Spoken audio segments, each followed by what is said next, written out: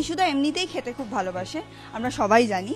আর আজকের দিনটা তো ডেফিনেটলি স্পেশাল, সমস্ত জামাইদের কাছেই আজকের দিনটা ভীষণ স্পেশাল, কারণ আজকে জামাই ষষ্ঠী। আর বছরের অন্যান্য দিনেও হয়তো ভালোবাসায় পায়, কিন্তু আজকের ভালোবাসাটা অনেকটা টর্চারের লেভেলে চলে যায়। মানে আর যেরকম বলছিলে, আম জাম লিচু মিষ্টি চিড়ে দই সমস্ত ধরনের আয়োজন নিয়ে উপস্থিত হয়েছে বিশ্বনাথদার শাশুড়ি মা, কেননা বিশ্বনাথদা শুটিং নিয়ে ভীষণ ব্যস্ত, তাই তো?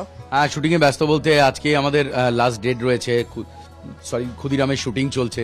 তো ওরা আমাকে সকালবেলা 1 ঘন্টা ছেড়েছে, তার সাথে আমার তাড়াতাড়ি আজকে ফেরা দরকার, কারণ আমার ছোট ছেলের আজকে জন্মদিন, সে 2 বছরে পা দিল।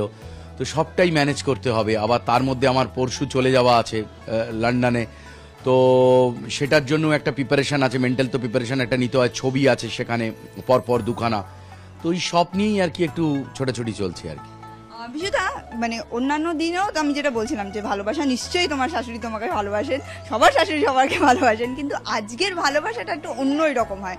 মানে মিষ্টি দিয়ে খাওয়া দাওয়া আর একটা বাড়তি আলাদা ভালোবাসা এবং আশীর্বাদ, এই জিনিসটা কতটা এনজয় করো? আমার সবসময় মনে হয় একটা পরীক্ষার আগে ঝালিয়ে নেওয়ার বিষয় থাকে না, যে একটা জিনিস সবই তো জানি, এই সম্পর্কগুলো বাঙালি জীবনে একমাত্র বারবার মনে করিয়ে দেয়। যদিও বৌমা ষষ্ঠীটা নেই বলে অনেক কবিতা পড়ছি হোয়াটসঅ্যাপে, থাকলে আমার কোনো অসুবিধে হতো না আর কি, আর করা যেতেই পারে। তবে আলাদা করে এই দিনগুলো বিশেষ মানে খুবই, তো যেমন ধরুন একটা দশমী, এক দশমীতে কিন্তু অনেকের সাথে অনেকের আবার সম্পর্ক জোড়া হয়ে যায়। ওই যে মাথাটা নিচু করে একটা প্রণাম করলে তখন বলে আচ্ছা ঠিক আছে, সব ভুলে যায়, মানুষ গলায় গলায় জড়িয়ে নেয়।